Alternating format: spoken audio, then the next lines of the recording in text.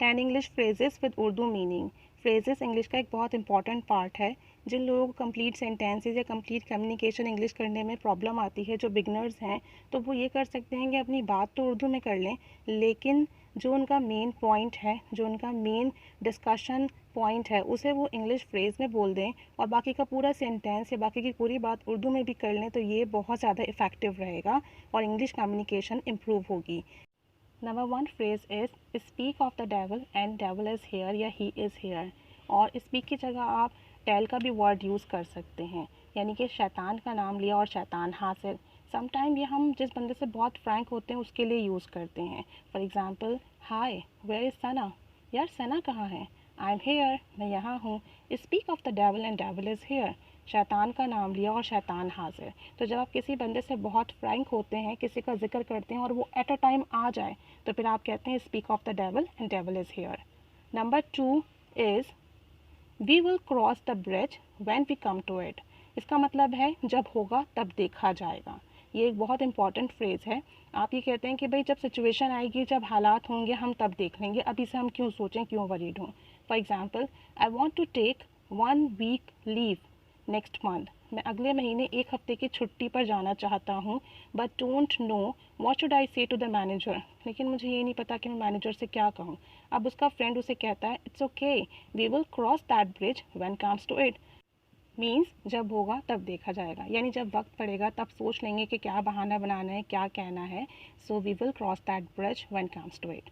Number 3 is so far so good. अभी तक सब अच्छा चल रहा है।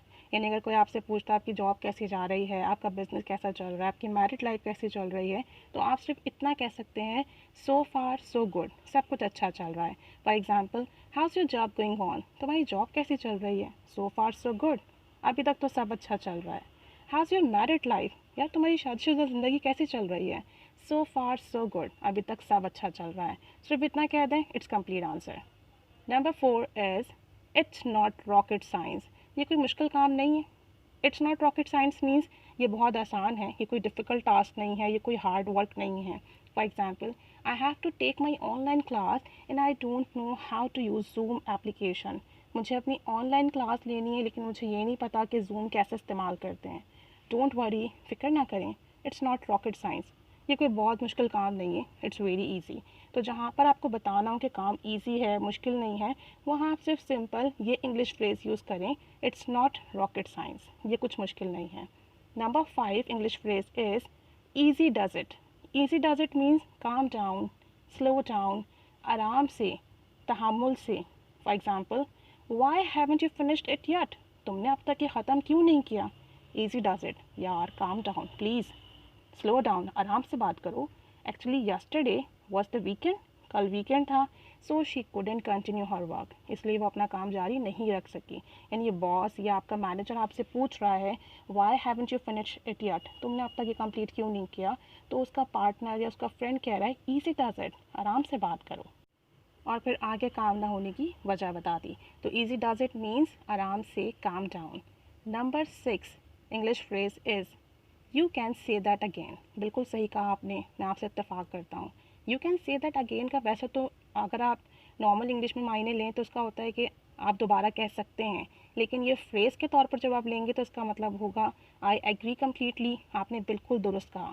For example, the movie was fantastic, you can say that again, movie तो बहुत ज़बरदस्त थी, मैं आपसे एग्री करता हूँ। या another example is she was an arrogant lady, वो बहुत मगरूर औरत है, you can say it again, आपने बिल्कुल सही कहा, मैं आपसे इत्तेफाक करता हूँ, एग्री करता हूँ। Number 7 English phrase is time flies.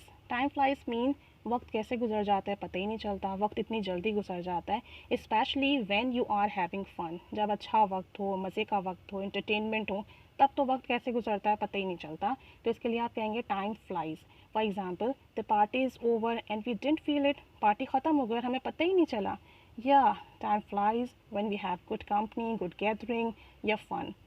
वक्त कैसे गुजरता है पता ही नहीं चलता उस वक्त जब हम खुश हों, इंटरटेनमेंट चल रही हो, अच्छी गैदरिंग में हो। टाइम फ्लाइज, वक्त कैसे गुजरता है। Number 8 English phrase is no pain no gain. कुछ पाने के लिए कुछ खोना पड़ता है। For example, I can't do more diet, it's difficult to have boiled veggies every day. मैं रोज़ रोज़ डाइट नहीं कर सकती, ये बहुत मुश्किल है कि आप रोज़ाना बॉइल्ड वेजिटेबल्स खाएं। No gain no pain, no pain no gain. कुछ पाने के लिए कुछ तो खोना पड़ता है। If you want to be smart, अगर तुम्हें स्मार्ट होना चाहते हो, so you have to take diet and exercise, तो तुम्हें डाइट और एक्सरसाइज करनी पड़ेगी। So no gain no pain means कुछ पाने के लिए कुछ तो खोना पड़ता है। तो जब ऐसी कोई सिचुएशन हो, so use this phrase. Number 9 is hang in there. Hang in there means सब्र रखो, सब्र से काम लो। Have patience, be patient, things will work out. चीज़ें ठीक हो जाएंगी, चीज़ें फिर से वर्क करेंगी। I know you are in hurry, मैं जानती हूँ आप जल्दी में हैं, बट हैंग इन देयर, लेकिन सब्र से काम लें, सब्र रखें। Your number is about to come, आपका नंबर आने ही वाला है। तो जब ऐसा कुछ हो जहाँ पे आपको सब्र दिखाना हो, तो आप ये इंग्लिश फ्रेज़ यूज़ कीजिए, हैंग इन देयर। सब्र रखो, सब्र से काम लो, थैंक्स विल वर्क आउट, चीज़ें ठीक हो जाएंगी, फिर से काम करेंगी। Number 10 English phrase is pull yourself together. खुद को संभालो। जब ऐसी कोई सिचुएशन हो, कोई दुख भरी बात हो, कोई सैड सिचुएशन हो, so you can use this phrase, pull yourself together. खुद को संभालो, अपने आप को संभालो। I know it's painful that your documents have been stolen, but pull yourself together. मुझे पता है ये बहुत डिफ़िकल्ट है, बहुत दुख की बात है कि तुम्हारे डॉक्यूमेंट्स चोरी हो गए, लेकिन खुद को संभालो। I know it's a difficult time for you, मुझे पता है तुम्हारे लिए मुश्किल वक्त है, but pull yourself together. खुद को संभालो, अपने आप को संभालो। सो ये 10 इंग्लिश फ्रेजेस हैं, बहुत अमेजिंग फ्रेजेस हैं। अगर आप complete sentences, complete communication English में नहीं भी कर सकते हैं, तो आप इन फ्रेजेस को याद कर लीजिए। जब इस तरह की सिचुएशन हो, पूरी बात उर्दू में कहिए, लेकिन मेन पॉइंट को, मेन बात को इस इंग्लिश फ्रेजेस के ज़रिए डिस्कस कर लीजिए, तो ये बहुत अच्छा और इफेक्टिव भी हो जाएगा। और फिर रफ्ता रफ्ता आपकी कम्युनिकेशन इंप्रूव हो जाएगी और आपको इंग्लिश भी आ जाएगी। Keep staying with us, keep learning English. Thanks for watching.